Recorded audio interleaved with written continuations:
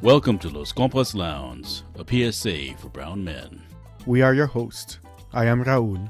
This is Javier. And this is Ruben. And this is Los Compas Lounge, a podcast by three Chicanos from East LA talking about issues that matter to you. We're here to inspire positive change. So have a seat, compa. We have one ready for you here at the lounge. So this episode is inspired by Jon Morra, who suggested that we dig deeper into a season 1 episode. We were looking at life priorities. So this goes out to Jon Morra. Thank you. Jon Morra asked us a few questions in terms to dig a little deeper. And the one that really stood out was like, why do you have to choose your family and friends? And how do you deal with the backlash of choosing one or the other? And we thought we dig a little deeper into that with this topic. And no, Javi? Yeah, so we came up with that the ability to choose who you surround yourself with, which family, which friends you surround with, that's important, and So why is it important? well, what's important is that you have the ability to choose. Many people, they let other people choose for them. They're just going about their life like, they want to coast through life without making decisions. They want other people to make decisions for them. I mean, but I know that we were, 20 years ago. That was. Oh us, man, right? you know what? I mean, I'm the first one to be. When you give into peer pressure, and then certain people, after a while, people start categorizing. Oh, you're this type of person. You're that type of person, and then you start believing what other people say about you. Exactly. And Javi, remember like in high school, way back, we're like social beings. We're like just like regular people. We want to belong, right? I remember in high school, I'll be the first one to say, just like you, Javi. I sometimes I was the leader, sometimes I followed the leader, but the important part is that the part that we want to share is we have to recognize that it's relationships, right? Who you surround yourself with, who you choose to build your relationships with, and who do you choose to follow. Either you're the follower or you're a leader. And unfortunately, there's a lot of followers out there. When I was in high school, I remember my dad would tell me, dime con quién andas y te diré quién eres. So for those that don't know Spanish, it's like, tell me who you hang out with and I'll tell you who you are. And I used to tell my dad, it's not my friends, it's me. Like I would go out with some friends and come home late or whatever. And it was, it's easy to look back and say like, oh man, I was wrong right there, but, we live life forward, So a lot of people, during that time, like, I just go with the flow a lot of times, it's like, oh, let's do this, let's do that, let's do it, And that's but that's like, important though. And there, I guess there's times when you need to be a follower, and there's times when you need to be a leader, because you're not born a leader. I mean, leaders and leadership, I think those are qualities that you learn throughout life, and being a follower, hopefully you're thinking and you're looking and you're observing, who you're following, and what you're learning from them. And when you're in high school, in your early 20s, well, you're still learning. You're still learning about life. You're learning how to be a man. Early 20s, huh? And early 8, 17, 16, 20s. Some folks it's 30s, 40s, 50s. Hey, and but yeah, and that's the thing. I mean, it's a process. It's a life process, and going back to the original question, why is it so hard? I think part of it is, it might be our familial background. It might be our background growing up wherever we grew up, because there might have been, certain social normatives, where we grew up. It's like, you're only going to be this, you can only aspire to be that. Or, this is what your grandfather did, this is what your father did, so this is what you're going to do.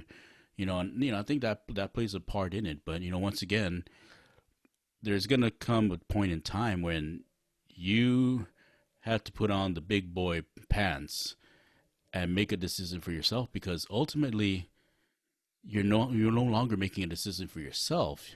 You might be making a decision for you and your partner, for you and your family, your kids, or your aging parents, or your business,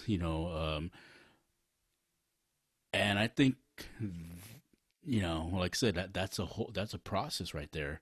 And how do you go about learning that process? I mean, I know we all mentioned, and I'm going to mention now. I mean, I was, I was nowhere near a leader, in my teens or 20s, and I'll admit that, because I was still learning. I was fumbling all over the place. Hell, into my 30s, I was fumbling all over the place, and but at least I was conscious and aware of that, and I was aware to know that I'm messing up.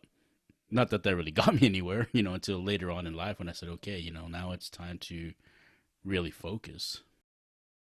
I think a relevant definition um, to our discussion about family, it's what you make out of it, but ultimately it's the relationships and the people you surround yourself and create. You may not be from the same blood lineage, but nonetheless, right? Like if I were a gang member or something, right?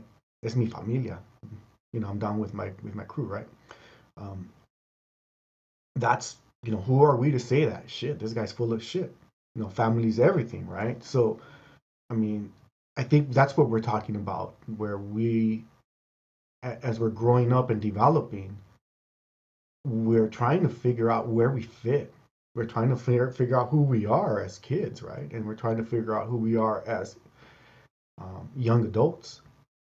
And then having the balls or having the courage to say, okay, I want to surround myself with this type of family.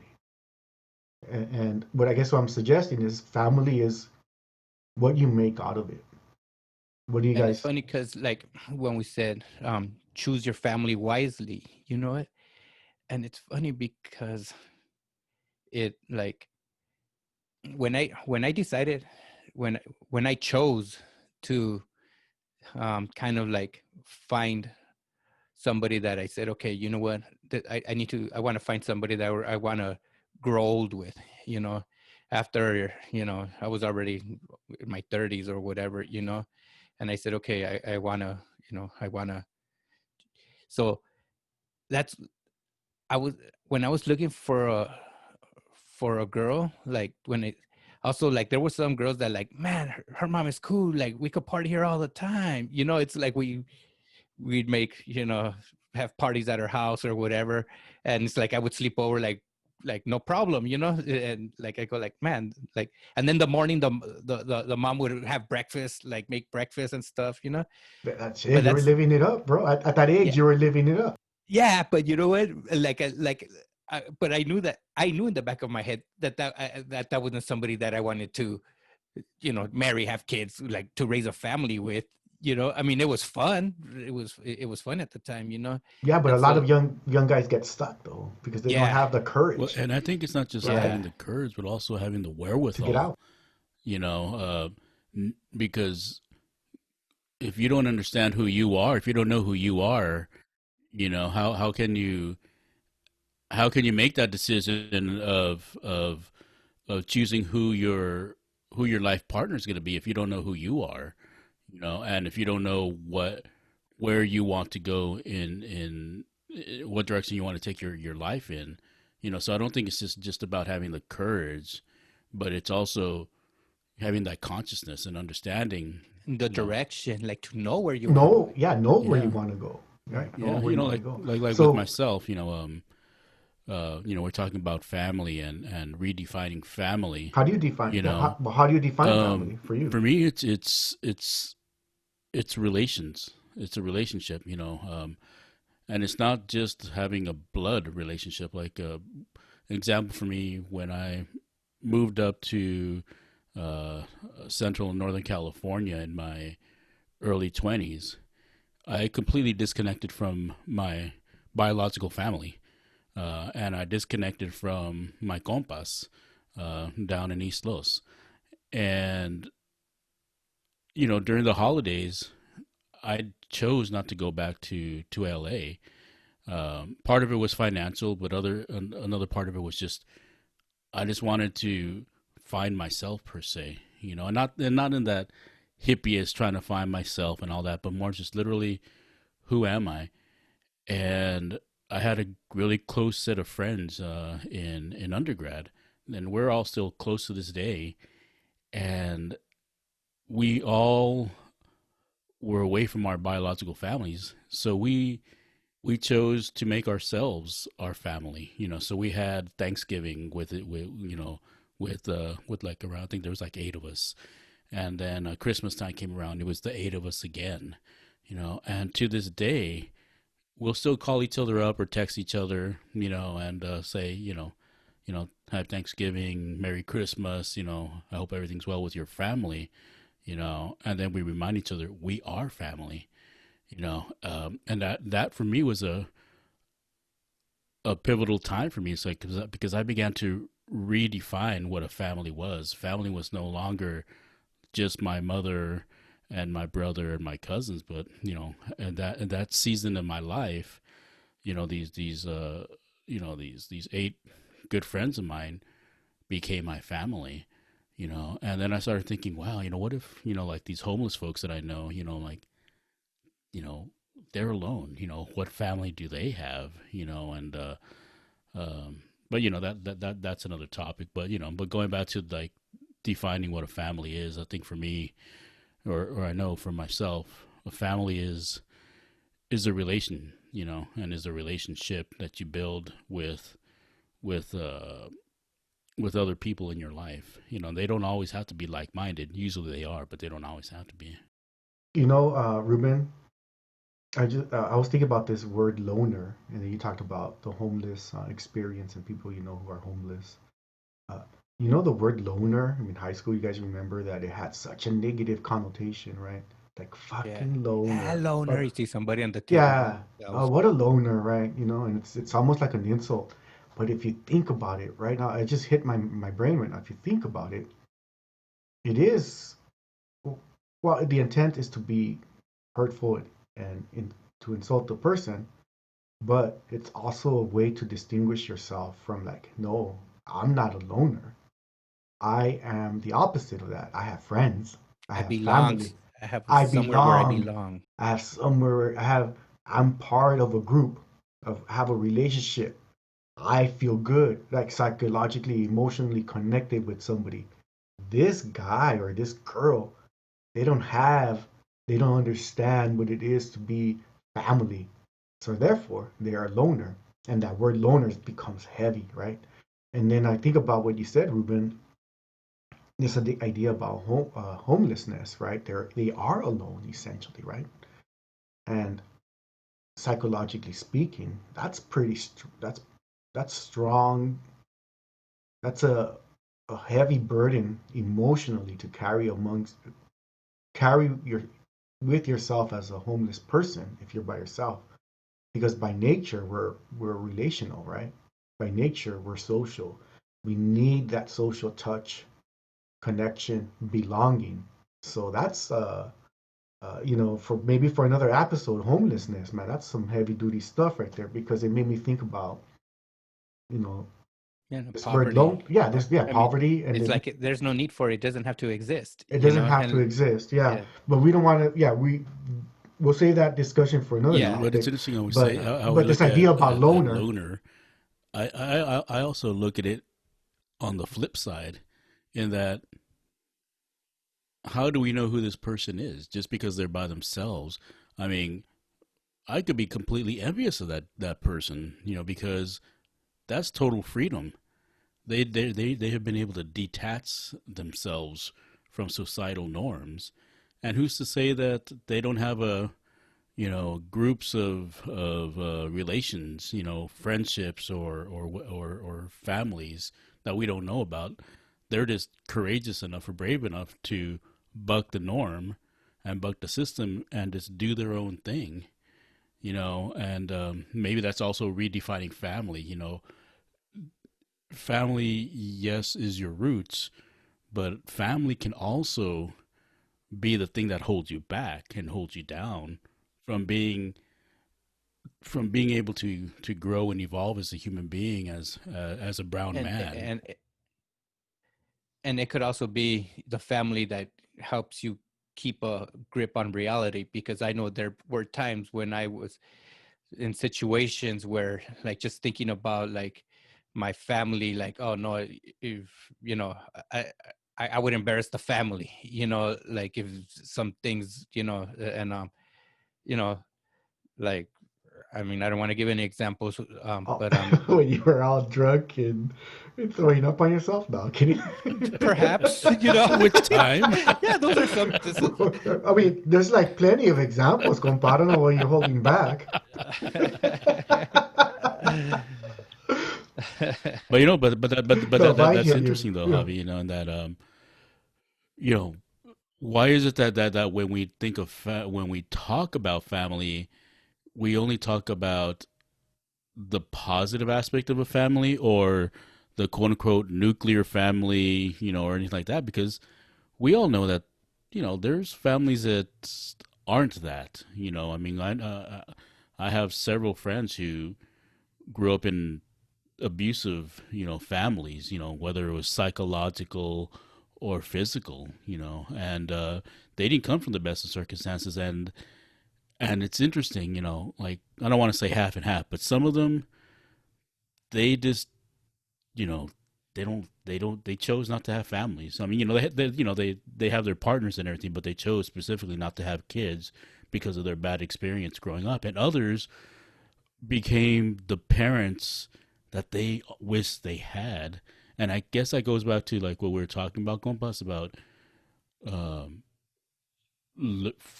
realizing your path in life and realizing your passion, and beginning to understand your why. Why is it that you want to be this way, and your choices that you make. And some people, and it's neither right or wrong or easy or hard, but some people choose to go left while other people choose to go right. And So part of that is not as you mature is not passing yeah, judgment, right? yeah, because how do we know, and who do we know? How good do we Like the know the loner person? We is, don't know that. We don't know yeah. what their background is. And now a Brown and Proud PSA. You have the power to choose your friends and family. Don't worry about backlash. You have a right to live a happy life and distance yourself from toxic people, no matter who they are. Go for it, compa. Cut those negative people from your life. And begin living the life with the family you deserve to have. We'd be honored to have you as a compa. Please subscribe to our podcast on your favorite listening app. Yeah, so like I knew two people that came from very similar backgrounds. And one time I was trying to talk to one of them, the one that was, messing up in life, and he's like, you know what, man, he's like, you're lucky, you grew up with your dad, your mom, that they love you. But me, he's like, my stepfather, he would beat me all the time. It's like he didn't even want me. He always wished he would get happy when I would get thrown in jail. And then after that I told him, yeah, but what about so and so? You know him too, he grew up the same way. His stepdad would also beat him all the time. And look at him, he owns his own business now, like kind of like what you were saying, Ruben, about So that, like, it's a choice. yeah. And these two people relatively in the same age, in the same age group. And so they both grew up under very similar circumstances.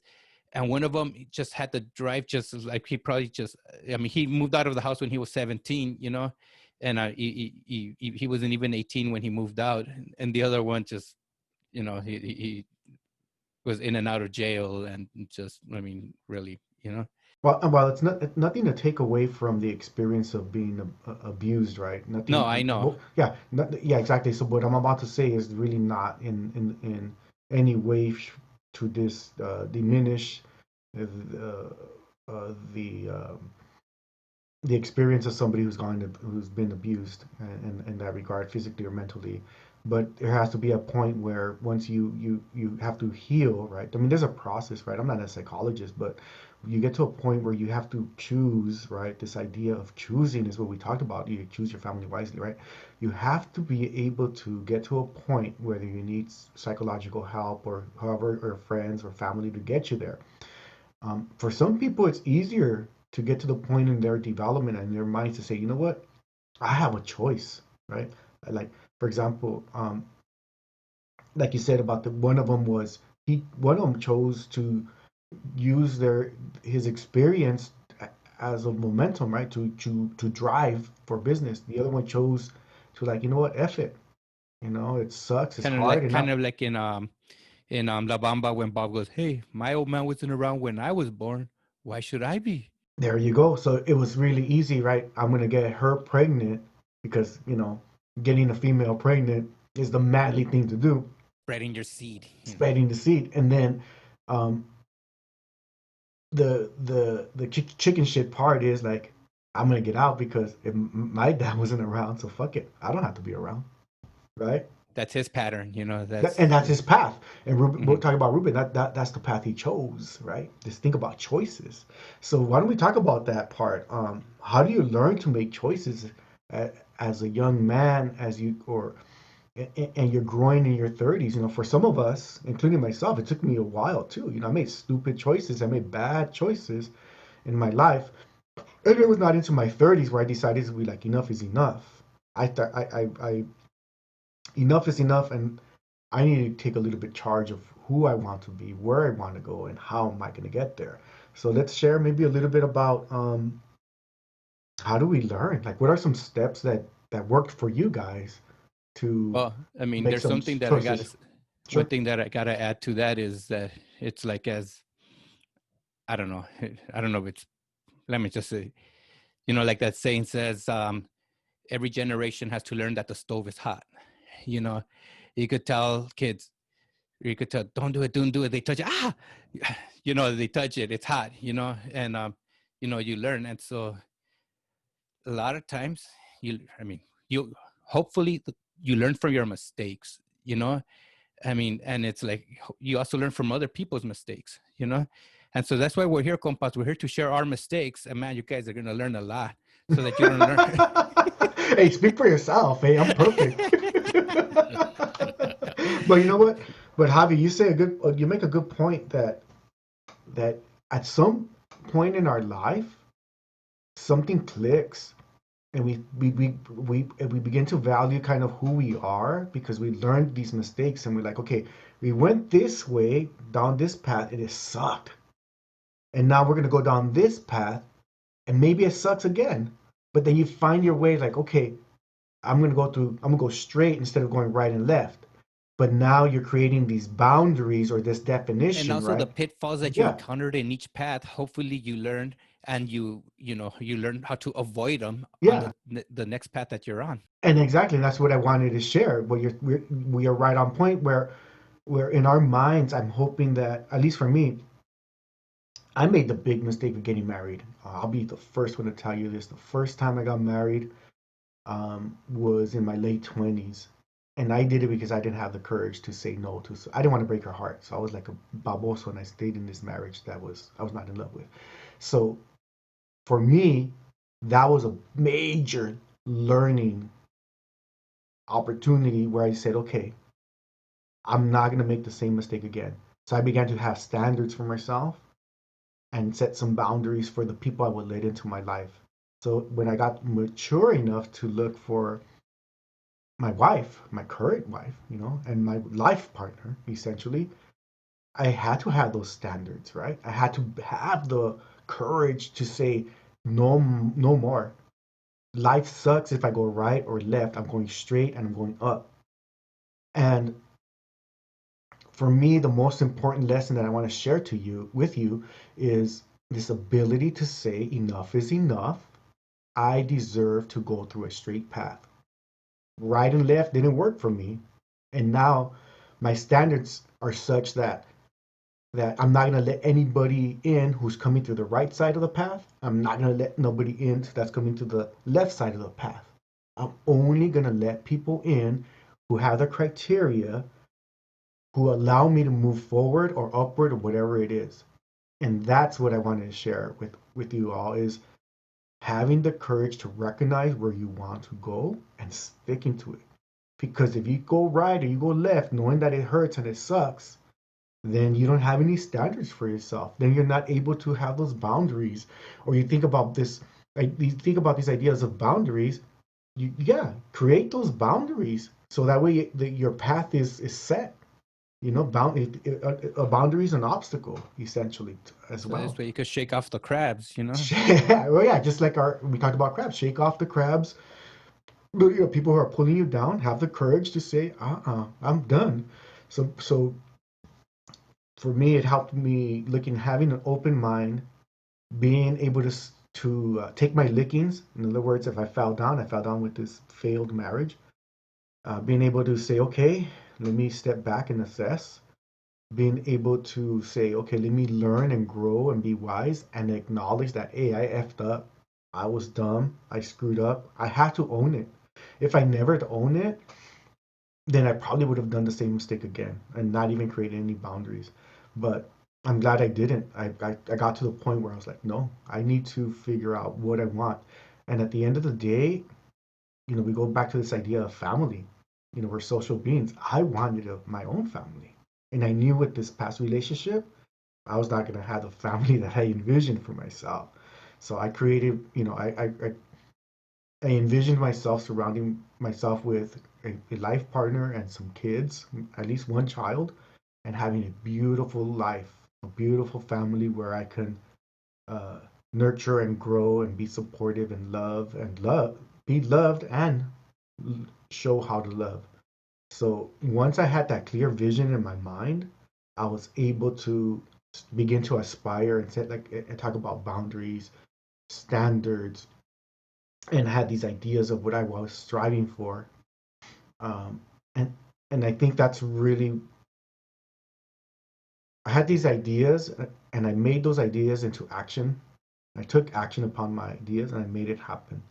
And it took so many years in my 30s to actually have the courage to create that family planning, like we talked about, our priorities, our planning, and to say, you know what, enough is enough. This is what I want. This is what I deserve, and I'm going after it. If you can't do that, then you know Yeah, you can't complain. well, that's all very valid, very true, compa.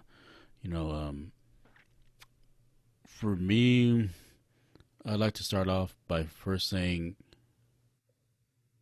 this is an individual path, and so compas out there, you're hearing just three different paths, and how three different compas are getting to, because I don't think we're all there yet, but we're getting there. Uh, so, for me, it's an individual path, and I think it's very similar, for us. For me, uh, I knew where I lived. I knew where I grew up, and I saw a lot of stark differences. I saw like the really bad part of life. I saw the really good part of life. I was part of a really bad part of life. And I experienced really good things in life. And I made conscious and unconscious decisions to always go in and out.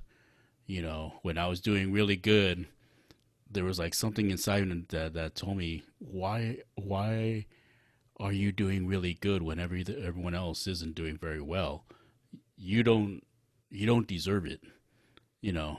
And I believe that, even though I was intellectually aware that was false. Something inside me, probably because it was ingrained in me from a little kid, from society, that I sh- I should only be doing a certain things or only be living certain things. So I would go back into a certain lifestyle, knowing that full well that nothing good is going to come out of it, and and bad things, happen. But I created those bad things, and I knew I was creating those bad things. And every time I left Los Angeles, it was to save myself from that, um, because there was just something about, and not just East Los, but just Los Angeles in general, that would just pull me back to a way of life that just I knew was not productive, that I knew was holding me back, and and at the same time I was having a good time, knowing that I shouldn't be doing what I was doing. So leaving Los Angeles both times saved me, and the last time I moved out of Los Angeles, I was in my early 30s, and I just made a conscious decision that I just need to get out. I came back. I left Los Angeles, and a certain way, and then I went back to Los Angeles a different man.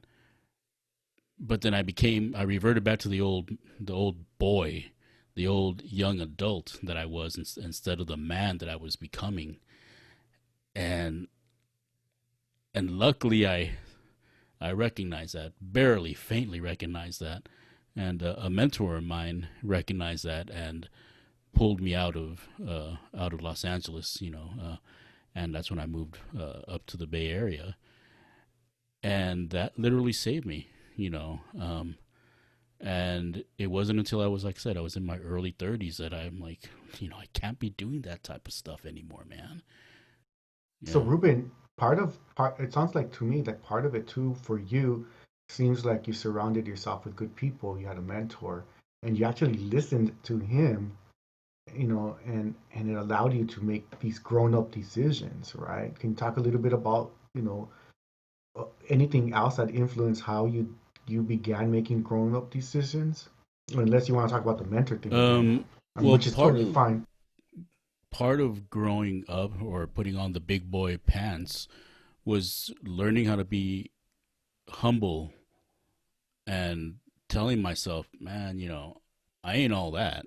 Because if I was all that, I wouldn't be where I'm at, and I've just been fortunate enough in my life to have a handful of really badass mentors, both male and female, that set me straight in different seasons of my life. And the reason I was able to obtain these mentors was because I had enough fear in myself to get away from myself, and I don't know if that makes sense or not, but I feared what I could get myself into, knowing, kind of scared yourself straight. yeah, and that drove me to like go to literally different geographic spaces, as well as different spiritual spaces and intellectual spaces, where I met these folks that would become lifelong friends or mentors, and they told it to me straight, and I just had to take it, and if it wasn't for them, I would probably still be in East LA. Once again, there's nothing wrong with quote unquote still being in East LA, but the mentality still having that 25-year-old mentality, now that's bad, in my opinion, for myself, because, I'm close to 50 years old already. Yeah, and just to clarify, to all you listeners, his 25-year-old mentality, because I know there's a lot of 25-year-olds that are very mature, and so that's yeah, why, like, yeah, your exactly, like the 25 version of you, 25-year-old version of, yeah, the version of you, because there's a absolutely. lot, there's a lot of folks that I met that are in their early we're not 20s that have knocking they anybody have down. their younger they than have their yeah, head on They straight, had their man, shit together. and I applaud them, and I even tell them, hey, you know what? yeah, When I was your age, I was Yeah. nowhere near where you're at, and I try to be that mentor to them, and let them know, hey, you know what? You're doing good things in your life, and it would have been nice if I would have had that in my teens and my early 20s, but I didn't have that. I I didn't develop these good relationships and mentors until I was in my mid-20s, and beyond. But going back to the mentoring, Raul, um, that is something that I feel we lack in the Chicano Latino community is mentorships, and not an organizational mentorship, but being a mentor to another person. And they don't have to be a younger person. You could be mentoring an older person, because we all have a certain level of knowledge and information, that we can help people in. But that's, I feel, what we're sorely lacking in our Chicano Latino communities is a mentorship, because that literally saved me multiple times in my life. Yeah, but Yeah. Ruben, really quick, it's also the part of the issue that I see is people don't like to ask for Yeah, help, yeah, exactly. right? So that's something. So Oh, that's something something I would encourage the compas, including ourselves, is part of making decisions is okay to ask for help, and also I've noticed sometimes like like I've worked in computer stuff like a lot, and so sometimes I would like be working with somebody where I know that I know more than that person, but the person tries to like out talk me and everything, and then I'll say something like, "Oh yeah," he's like, "Yeah, I know," and so it's kind of goes back to the same thing. Eventually, I'm thinking about this one person that eventually then he just realized, and then he would call me, So in addition to mentoring, you also need to have a sparring partner, a positive sparring partner, because there are some people that I've met that like know they know more than me in some parts of technology, and I know more than them in other parts of technology, and we always like and not just in the workforce, like even in life, like people that inspire you to do better and you inspire them too, and so like that, and you just keep pushing each other higher and higher and higher, just to be better and better. Because the reason I emphasize the positive, because then there were times, before, oh, look how crazy I am. Oh yeah, I'm crazier than you. Oh no, and so you try to outdo each other on the negative side, and that's what I say, sparring partners that inspire, that you're sparring to see who could be the worst person, and You know what? Sorry to cut you off, but when you were saying that, Javi, it reminded me of uh-huh. a previous episode that we had when we were talking about education, and I remember how when you went to Garfield, you were coming from Salesian into Garfield, and it was like a complete, 180, and 180. that at Salesian, people were pushing themselves or were pushing each other to do better, be better students, but then when you came to the public schools, it was like the opposite, so I Yeah. mean, so that's just when you mentioned that, when you said that, it reminded me of that, and it Yeah. reminded me of other things in my personal life, where, yeah, man, it's like, in order to be a badass, you have to be a dumbass. What is kind of stupidity is that, huh? It's true, no? No, I'm dumber. No, me, I'm dumber. I'm gonna do a more stupid thing than you are to be more Yeah. badass than you. Yeah, I got all D's. Oh yeah, I got all F's. But I mean, but yeah, So but how do we flip the script though? It has to be positive. Like how do we flip the yeah, script? Like where do we go from yeah. now? Now I feel like I have some wisdom that I like to share, and I love teaching people that want to learn, you know, That's the and key. so Who want to learn? yeah, that want to learn, because I hate when I have to like, come on, let me show you that, you know what? And then there's sometimes some people, hey man, hey, thank you for showing me how to do that. They'll call me back and tell me thank you. And it's like, it feels good, like I love teaching people that want to learn, and I guess helping out people, sharing what sharing the wisdom, the skills, the knowledge, or whatever Yeah. you. And it's kind of being selfish because it makes you feel good, right, Javi? It makes you feel good that your wisdom is being You know what? taken. I actually look at it more like paying it forward, because you know what? Exactly. Because you know what? When I was learning, I mean, I had a good mentor that taught me a lot, showed me a lot, and it's like he showed, I mean, a lot, and so now I'm doing it. I'm trying to, I do the same thing, and then sometimes some coworkers, they tell me, oh man, don't tell them everything. Or I mean, not where I work right now, at other places where I've worked. Oh, you told them how you got it? I go, yeah. He's like, nah, now they're going to do it themselves. I go, better. This way they're not going to come bug me, and he's all like, oh yeah, but then they're going to, you're going to be deemed inessential. I go, I'll learn something else, There you go. If I teach somebody else, I get that out of my brain. I'm never going to get bugged on that issue again. And now I have room to learn something new. Yeah, that's the way I've been at the different libraries I worked in. Majority, all but one of my library gigs have always been either as a manager or supervisor, and I've always, well, I didn't, not always. I first started off like thinking like sort of like you mentioned, Javi, about your coworkers. They're like, why are you teaching them and showing them everything, because I had that scarcity mentality, but then I realized, no, man, there's enough work out there. I started learning about this thing called the abundance mentality, where the more you offer, the more you will receive in kind. And for me, it wasn't about receiving, but for me, it was about being that person, being that boss that I wish I had when I was younger, and nice. and teaching them and showing them everything I know, because if they know more, sort of like what you said, Javi, then that means it freed me from having to be a micromanager. So I can start working on other projects, and I can start working with my boss or my boss's boss to learn different things. So this way, career wise, I can advance.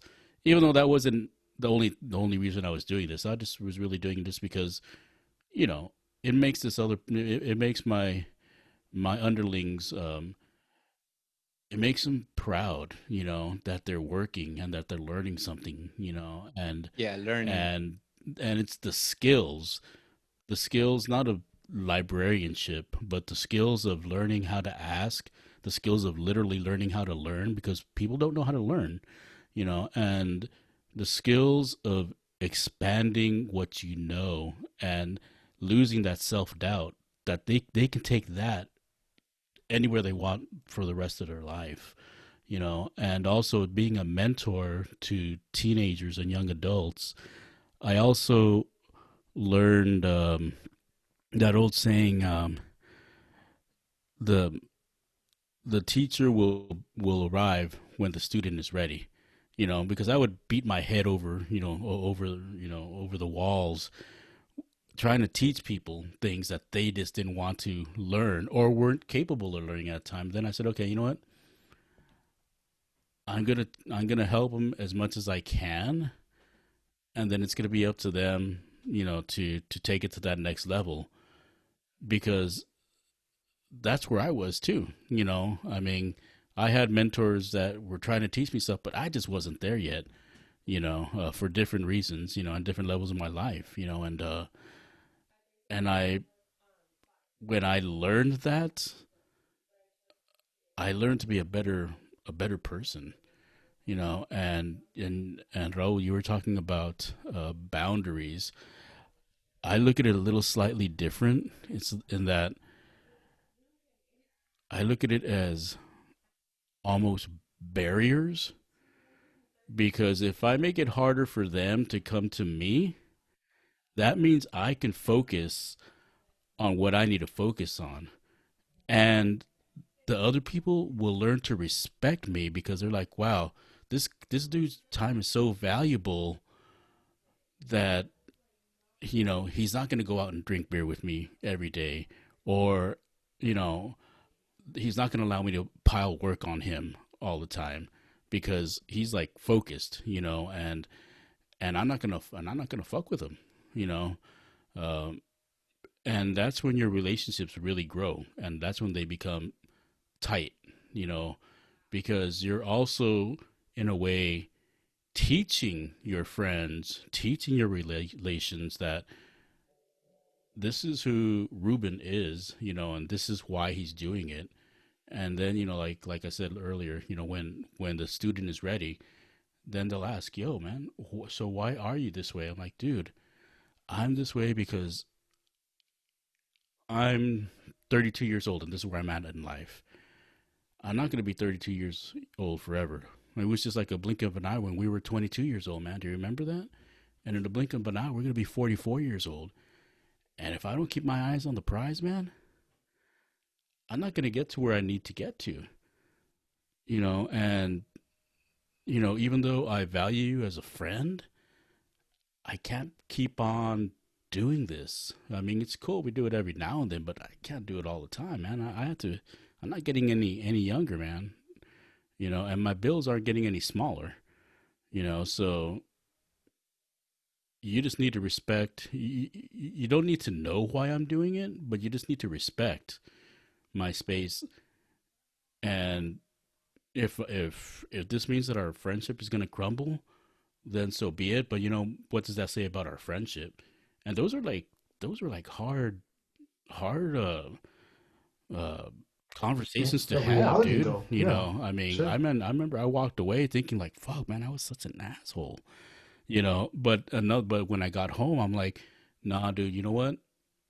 You weren't being an asshole, You're man. being true to your You were just vision. setting your Yeah, boundary, like you said, you were just finally being upfront and truthful, you know.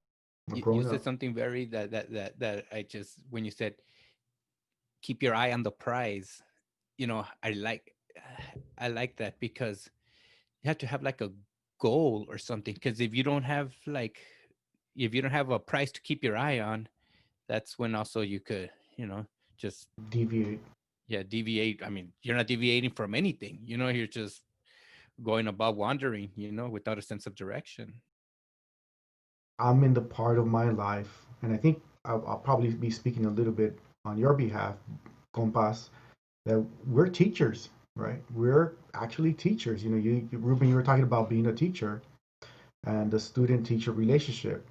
I want to teach my kids about positive friendships, positive relationships.